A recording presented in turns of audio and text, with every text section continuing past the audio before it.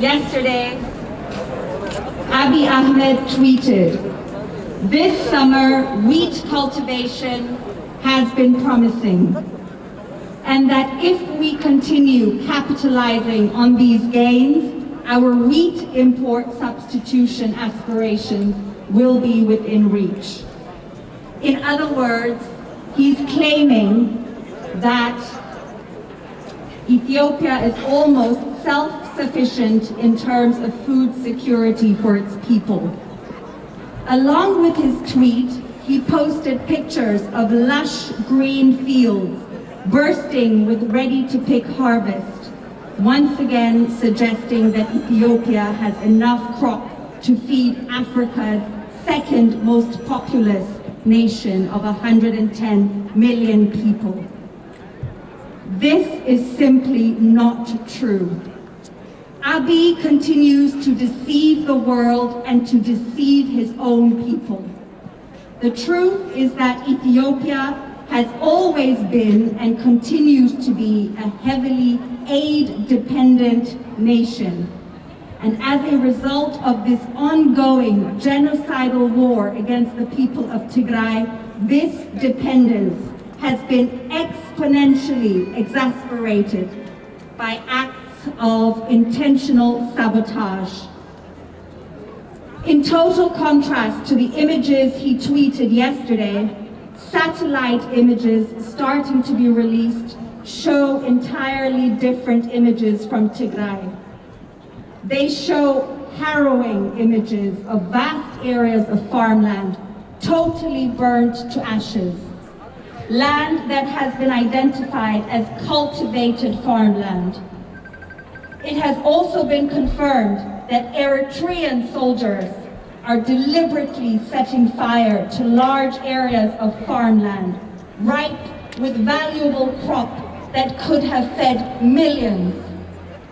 It doesn't stop there.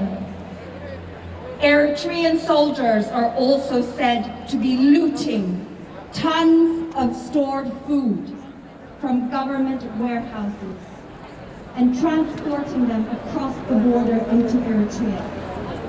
Abiy Ahmed plotted with his partner in crime, Isaias Afwerki, and allowed all this to happen under the very watch of the Ethiopian Defense Forces, who were supposed to be defending Tigray, a member state of the Federation, from foreign invasion and attack. According to several humanitarian agencies, over 1 million people in Tigray, including Eritrean refugees, were already heavily dependent on food aid prior to this genocidal war. The UN estimates that this number is now well over that figure and say that the current instability is having the most drastic effects on the most vulnerable groups, especially women and children. 2.2 million internally displaced people as a result of this war means even more demand for food aid.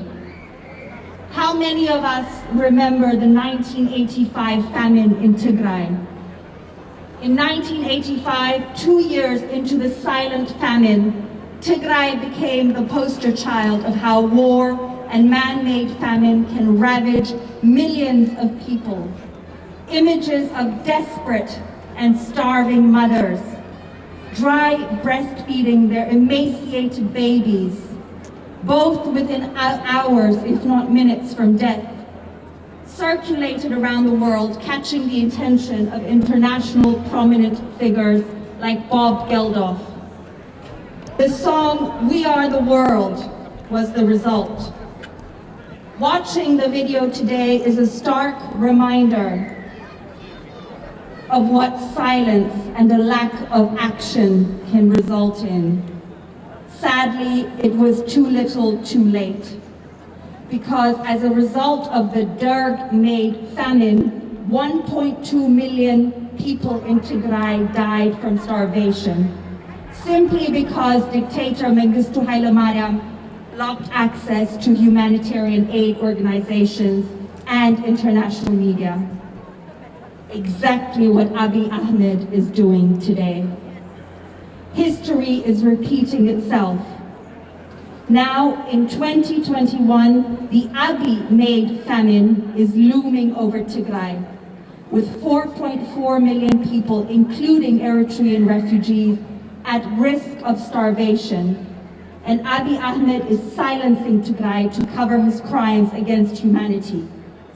But Tigray hasn't been silenced.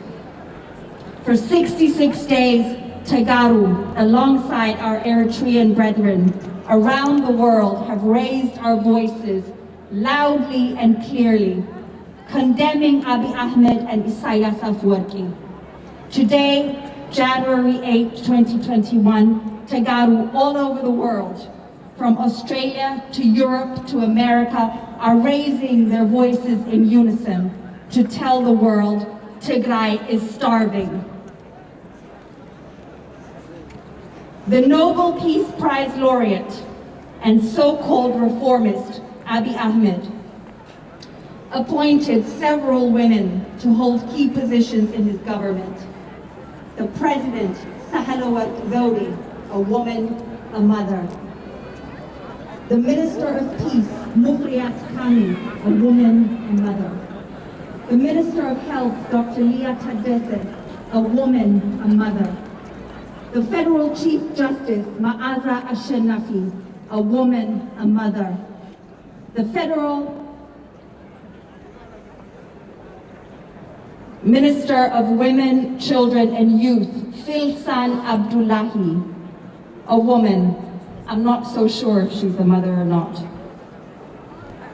Disturbingly, not a single one of these women leaders have uttered a word about the horrendous atrocities being committed against women, young girls, and children in general in Tigray. There is no denying that in crises like this, it is the vulnerable that suffer the most. When all these aforementioned women took office, they took an oath to serve and protect the people under the Federation. This includes the women and children of Tigray. However, all these women supported and endorsed Abiy Ahmed's ill-intentioned decisions to undermine Tigray's basic human rights and dignity. These women stood by as the federal government cut the annual budget to Tigray last October. This budget included subsistence funding from international donors to more than 1 million people in Tigray who rely on it for their daily bread. Most of the beneficiaries are women and malnourished children. The indiscriminate destruction of infrastructure has also impacted large segments of the population, affected, of course, by the current global COVID-19 pandemic as well. These women gave the green light to decisions that go against everything their offices claim to stand for. They have, by their silence, given this genocidal war their stamp of approval, thereby depriving millions of their fundamental right to existence. There's another face in this genocidal war. It's the face that you probably don't see that often, but when seen tells a story of indescribable pain. It is the face of women and young girls who have been subjected to the most violating crime of them all, rape. Sahle-Work Zewde, Mufriat Kami, Ma'aza Ashenafi, and Filsan Abdullahi know very well that women and girls as young as 12 are being raped and gang raped by soldiers of their federal government as well as by the Eritrean soldiers that were treasonously invited in by their government. These grotesque crimes against women and children are war crimes and crimes against humanity. But above all this, they are acts that will leave deeply etched, permanent, and intergenerational scars that will forever change the existing social cohesion in Ethiopia. Forgive, yes, but forget never. Thank you.